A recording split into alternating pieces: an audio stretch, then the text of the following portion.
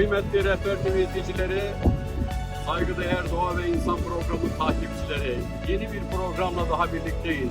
Bu haftaki gezimizde Adana'dayız, Adana ilimizdeyiz. Adana ilimizin son yıllarda pek de revaçta olan bir bölgesindeyiz. Biz daha önce buraya bir defa daha gelmiştik, program çekmiştik. Bu üçüncü gelişimiz buraya. Küp Şelalesi'ndeyiz. Küpe benzer bir şelale, etrafından sağından solundan sular akıyor. Birazdan izleyeceğiz, göreceğiz. Onun öncesinde Küp Şelalesi'nin yine oraya bağlanan 200 metre, 300 metre kadar daha berisinde böyle otantik bir girişi olan bölgedeyiz. Şimdi altta muazzam görsellikler var. Burası Adana'nın kuzeybatı tarafına düşüyor. Yaklaşık Adana merkeze 100 kilometre kadar ve Osmaniye'ye de yaklaşık 70-80 kilometre mesafede bulunan bir bölgedeyiz. Aladağlar silsilesinin Aladağların olduğu bölgedeyiz. Küp Şelalesi'ni gezmeye, keşfetmeye, tekrardan sizlere tanıtmaya geldik. Belki farklı açılardan fotoğraflar çekebiliriz, burada görüntüler alabiliriz. Şimdi hep birlikte bu maceramıza, bu serüvenimize başlayalım inşallah. Tam buraya yüzlerce, binlerce insan geliyor hafta sonu. Arabalarla, minibüslerle, dağcı grupları, gezi grupları, gezmeye gelenler, ailece gelenler çok oluyor. Burada onlara da rastlıyoruz. Aileler geliyor, görüyoruz. Arkadaşlar gelenler oluyor. Şimdi gezimize, maceramıza hadi buyurun hep birlikte başlayalım.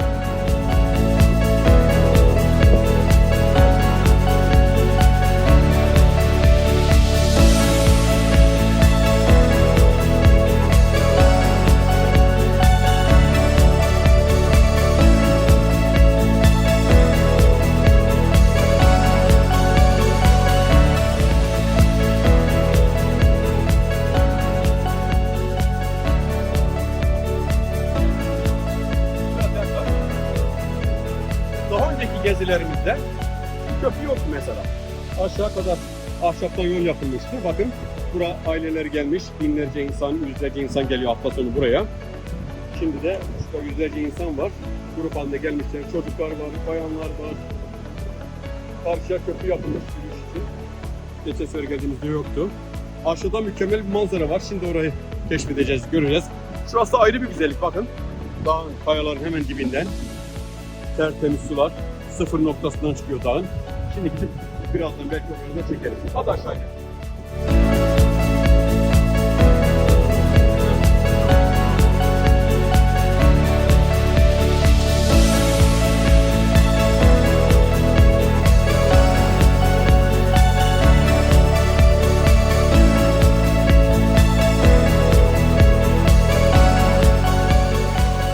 Burada küçük sular akıyor. Dağın hemen sıfır noktasından çıkıyor. Böyle ikiye ayrılmış. Bunun gibi daha burada birçok güzel pınarlar, dereler, şelaleler var. Gezdikçe bu güzellikleri hep birlikte göreceğiz inşallah.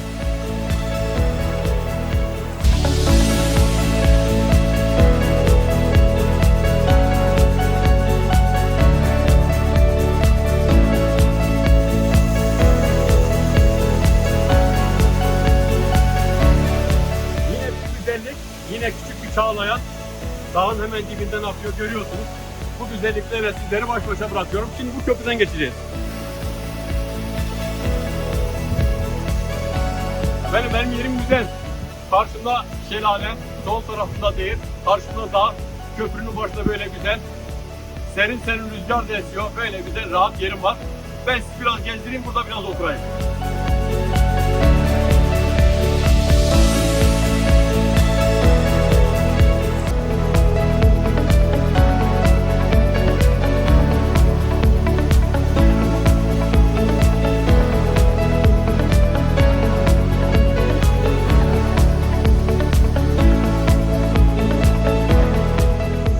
Şelalesini gezmeye devam ediyoruz.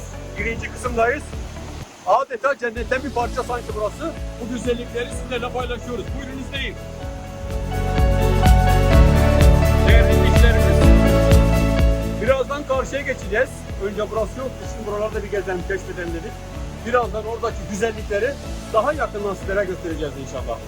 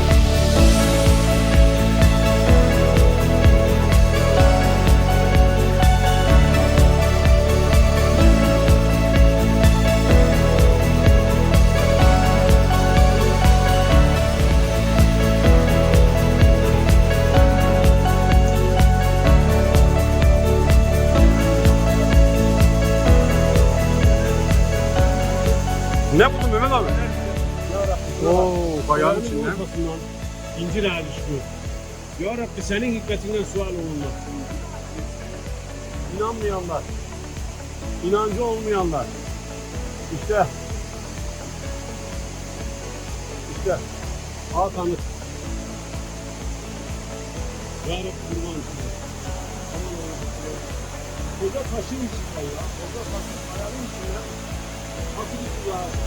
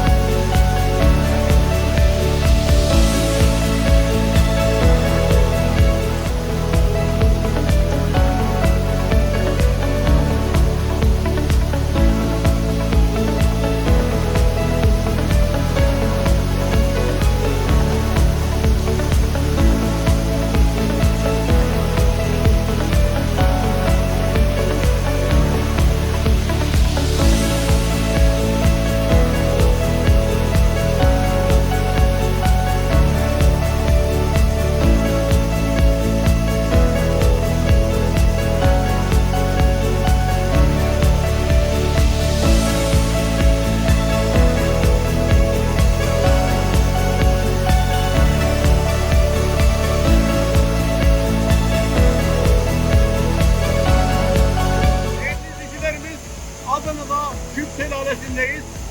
Bu yüksek su sesinin yanında sizler için biraz tehlikeyi göze alaraktan güzel açılar, güzel videolar yakalamaya çalışıyoruz. Buyurun bu güzellikleri seyredin.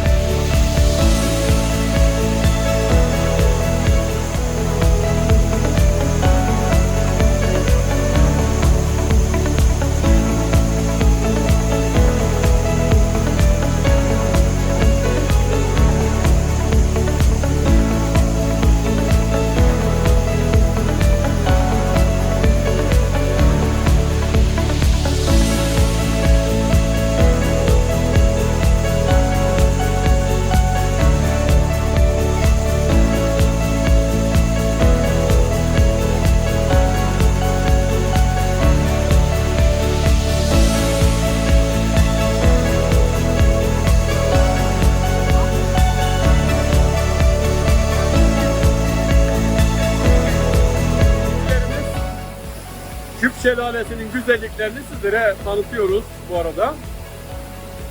Bu Dudam'daki uçuklar da geçen haftaki Erciyes Dağ zirvesinde olmuştu. 4000 rakıma çıkmıştık. İlla ki bir şeyler bırakıyor. Dönerken dudaklarımız uçta bir yara oldu. Sağımızda solumuzda bazı arızalar çıktı. Ve şimdi Küp Şelalesi'nin güzellikleriyle sizleri biraz daha baş başa bırakalım. Böyle izleyin inşallah.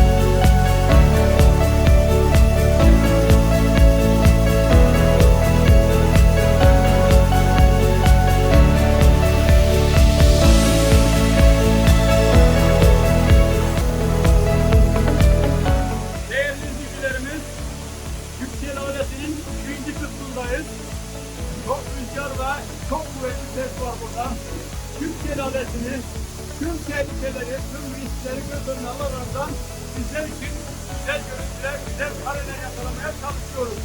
Buyurun Tüm Şelalesi'ni hepiniz izleyelim.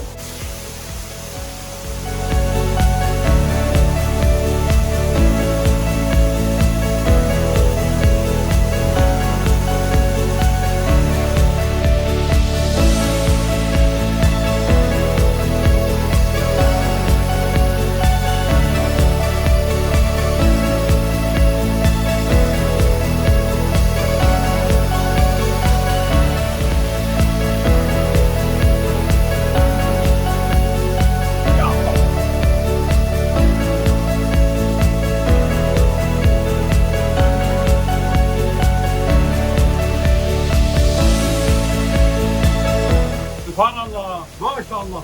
Burası bir dehşet bir yer ya. Mükemmel bir atmosferdeyiz. Doğal mağara oluşum var, buraya girdik. Şimdi buradan detaylı görüntüler alacağız.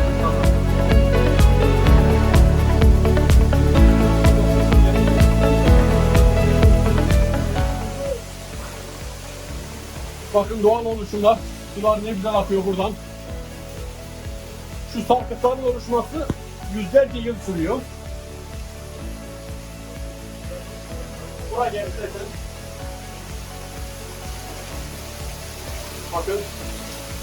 Burada ağaç kökü var. Ama vurdum.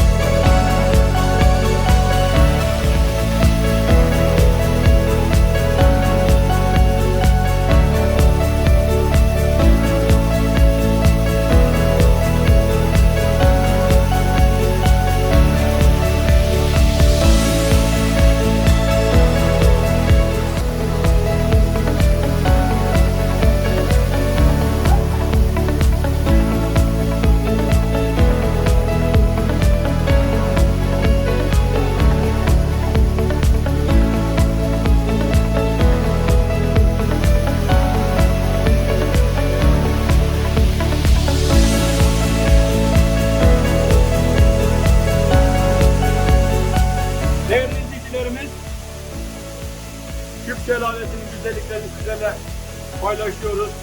Rabbim ne güzel manzaralar yaratmış. Adeta cennetten bir parça gibi Küp Şelalesi. Bakın şuradan adeta doğal bir boru. Buradan bir su kanalı oluşmuş.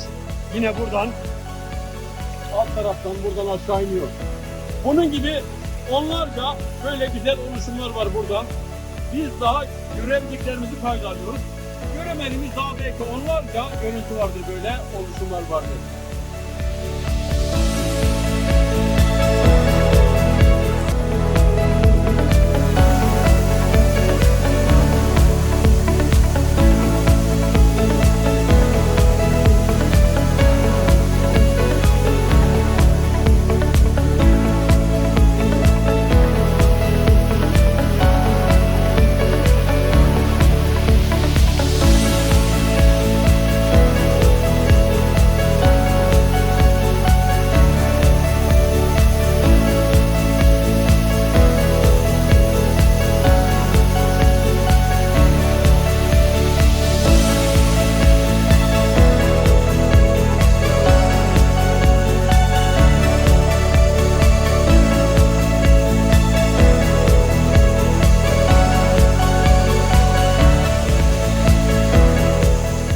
Değerli izleyicilerimiz, bu yarım mağaranın doğal oluşum içindeki maceramız buraya kadar. Şimdi buradan çıktığımız gibi inmeye çalışacağız. İnşallah kazasız belasız buradan ineriz. Yani bir yandan da üzerimize sular geliyor. O da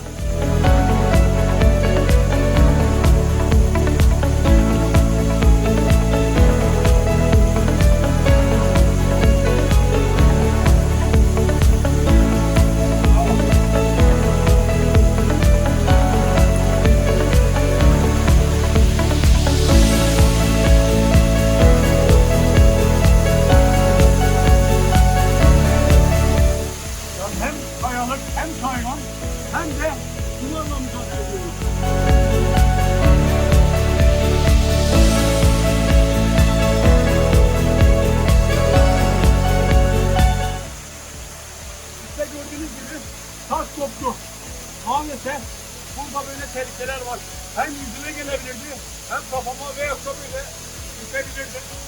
hafıza koptu.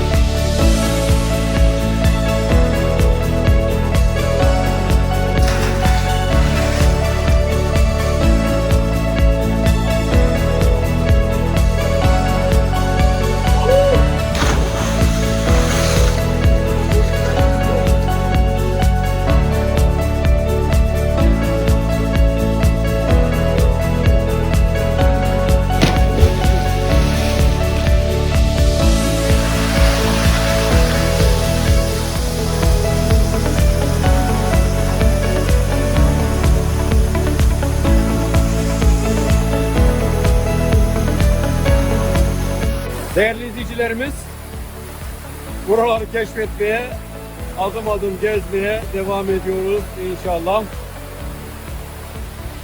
Gördüğünüz üzere çok güzel manzarası var. Şimdi bu suyun, şelalenin geldiği kısma gideceğiz. Orada da suyun kaynağına ulaşmaya çalışacağız inşallah. Bakalım su nereden çıkıyor. Hadi hep birlikte gidelim. İzleyicilerimiz, şu aşağıda görünmekte olan, az önce oradaydım. Buranın görüntüsünü almıştım. Suyun kaynağı nereden geliyor diye bakalım dedik. Efendim, suyun kaynağı bakın nereden geliyormuş.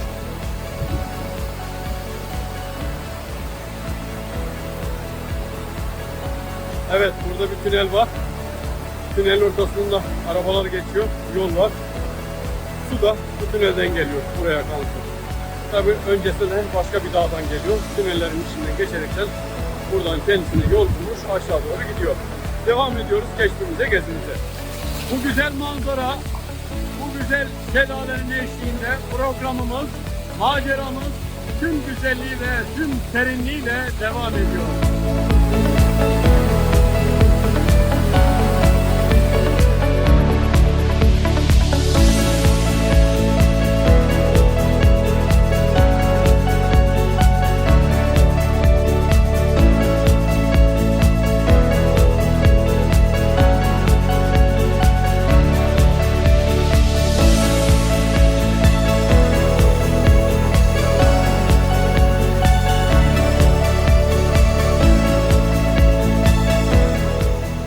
İzleyicilerimiz, Küp Şelalesi maceramız, serüvenimiz yavaş yavaş sona doğru geldi, sona doğru yaklaştı. Sizlerle bu güzellikleri paylaşalım dedik. Küp Şelalesi adını buradan alıyor. Küpe benzer, küp şeklinde, küpten suların dökülmesi şeklinde. Tabii bundan birkaç yıl öncesine kadar daha bakirdi burası, daha doğaldı, daha güzel görüntüleri vardı. Zamanla buralar ulaşım çoğaldıkça, insanların da gelmesiyle buralar biraz kirlenmeye, sonra değişmeye, sonra da tadilata uğrayıp tesisler falan yapılmaya başlandı. Piknik alanları oluşmaya başlandı. Buraya aracınızla, ailenizle gelebilirsiniz ama aman ha, çocuklarınıza dikkat edin. Ne kadar yüzme bilirseniz bilin. Buranın su depsi çok yüksek, çok kuvvetli bir akıntı var ve kayalık alan çok. Maalesef yüzme sizi burada kurtarmaz. Çünkü bir yere çarptığınız zaman maalesef kötü sonuçlar oluyor burada. Şimdi buradan biraz daha detaylı görüntüler verdikten sonra programımızı sonlandıracağız inşallah.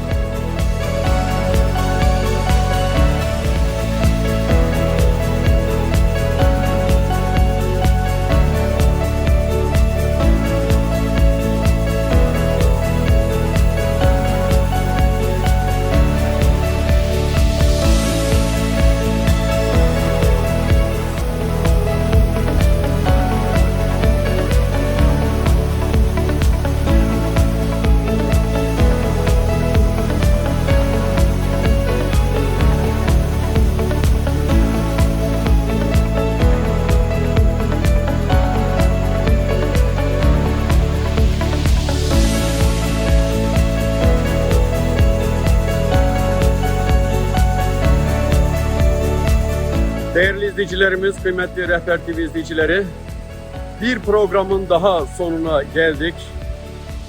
Adana'daydık. Adana Küp Şelalesi'ndeydik. Küp Şelalesi'nde gezdik, tozduk, görüntüledik sizler için. Haftaya bir başka programda inşallah tekrar buluşmak üzere. Allah'a ısmarladık.